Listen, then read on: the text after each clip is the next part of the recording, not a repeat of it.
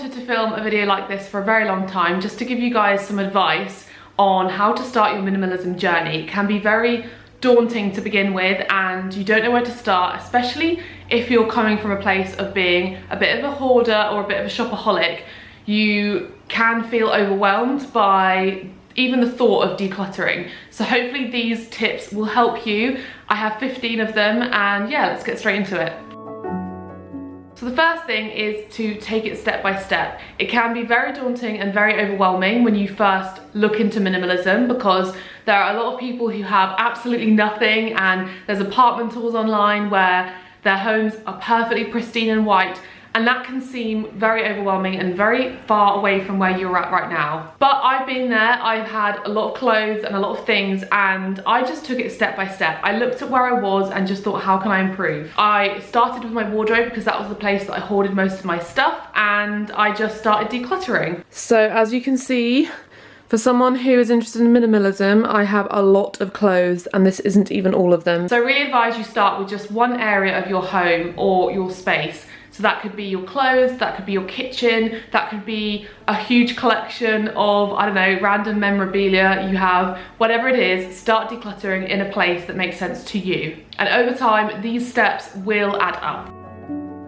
So the second thing is to set yourself goals and understand why you're doing this. So I would advise that you write this down, you sit down and write the reasons why you want to start decluttering and why you want to incorporate minimalism into your life. So what is your motivation? Is it because you want a tidier house? Is it because you want to save money? Is it because you just simply want less stuff just cluttering up your mind? Or maybe you want to find more peace and mindfulness in your life. So write it down. Think about the time frame that you want to be doing this in, what you want to achieve by when, and how you're going to achieve that.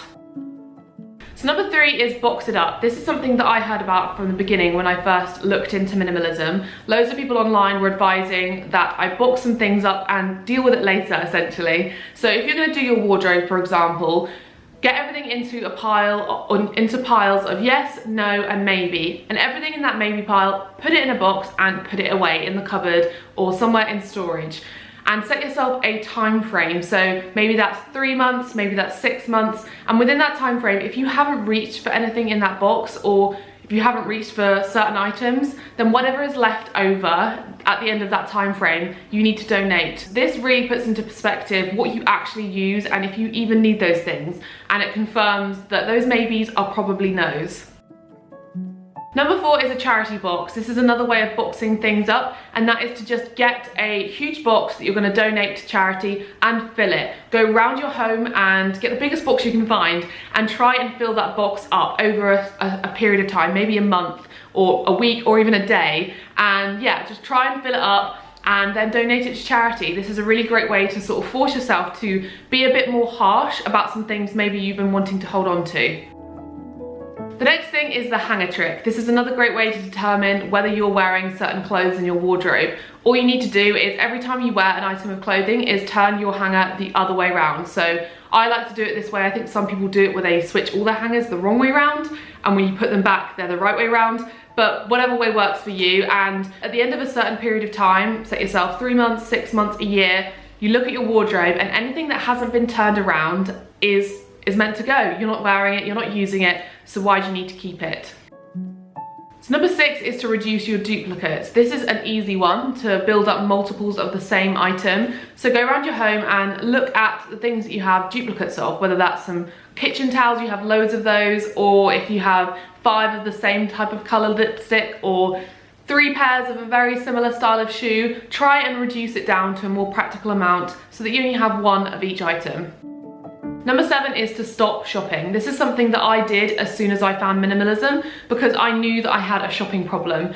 I realised that bringing new things into my home was only going to kind of backtrack any decluttering efforts I put in. So I set myself a shopping ban and I only bought the essentials. I didn't buy any new clothes because I had all the clothes that I needed. So clothes was a huge thing for me. So really try and stop browsing online, stop going to the mall, stop saving things to your Pinterest want board, and really think about the essentials and the things that you're going to be wanting to spend your money on. So the way I did this was I wrote down the things that I I would be spending my money on, only the essentials, so things like travel, things like food, and only things that needed replacing. So if I ran out of mascara, for example, I would repurchase that, but I wasn't going to be bringing in any new things unless I absolutely needed them. If you want to have more advice on how to stop shopping, I do have a whole video on how to stop shopping, so I'll leave it up here.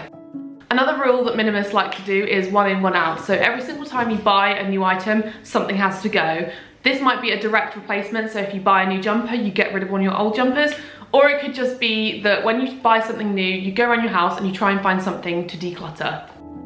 Number 9 is to clear your counters. This is something that I had to do in my kitchen to begin with because I realised I had so much stuff cluttering up my kitchen counters. So I decided to put everything away in the cupboards that I wasn't using on a regular basis and only keep the things out that I absolutely needed. So for example, my kettle and my blender. And I found that not only did it feel a lot less cluttered, but I ended up getting rid of a lot of the things that I wasn't using because there simply wasn't enough space in the cupboards. Number 10 is to find time. We've all wasted hours on end binge watching TV shows, scrolling on our phones, or doing something that we really don't want to be doing. So try and reclaim this time by setting aside valuable time during your week to do the things that you love and that you've always wanted to do. So whether that's focusing on a project you've always been wanting to work on, daily time in nature, less time scrolling on your phone, whatever it is, just try and reuse that time for something more valuable. Number 11 is the 20-20 rule. We all have things lying around just in case, so extra screws, spare buttons, you know, random bits and pieces that we really never touch, but we keep just in case. So if you can replace it for £20 or $20, and if you can source it within 20 minutes of your home, then you might as well get rid of it. Number 12 is to create a mindful morning routine. So in the new year, I wrote down a morning routine that I wanted to be doing each morning because I had found myself just wasting my time and feeling very, very rushed. So by writing it down, I decided a time that I would like to be waking up, the things that I would like to be doing in the morning. So for me personally, I wanted to make sure I was getting outside, that I was writing a daily gratefulness journal, and that I was meditating each morning. But for you, it might just be that you want to have time to sit down and enjoy your breakfast. Whatever it is, create that morning that will make you feel good for the day ahead and start the day as you mean to go on. Number 13 is tidying before bed. This might seem really obvious and a lot of you may already do this, but I found that this has really helped me to, before I go to bed, fluff up the pillows, do the washing up, take the recycling out, whatever little tasks I have to do around the house, I do them before bed so that when I wake up in the morning, I wake up to a tidy home. It's especially important for me because I work from home. It doesn't take very long and it saves you having to do a big clear up at the end of the week. Number 14 is digitize. Try and find ways in which you can digitize your life. So whether that be moving from paper banking to online banking, switching to a streaming platform like Netflix and getting rid of some of your DVDs, storing some of your photographs on a hard drive, or learning to store all your documents, all your important documents in an app on your phone or on Excel. This really removes a lot of clutter from your home. And finally, number 15 is to save for experiences rather than material objects. I, for the longest time, used to only save my money for material objects, whether that was an item of clothing or a gadget or something material. And I've tried recently to save up my money for experiences or more practical things. So set yourself a non-materialistic goal to save money for, whether that's to pay off your debt, to go on a trip to somewhere you've never visited before, or to just do something fun with your family. So to treat your family to a meal or something. I find that this really brings about a lot more happiness and a lot more satisfaction than saving for an item. So I really hope you enjoyed that video and it gave you some tips and tricks for minimalism. Let me know if you have any minimalism hacks in the comments down below. Don't forget to subscribe and like the video, and I'll see you in the next one. Bye!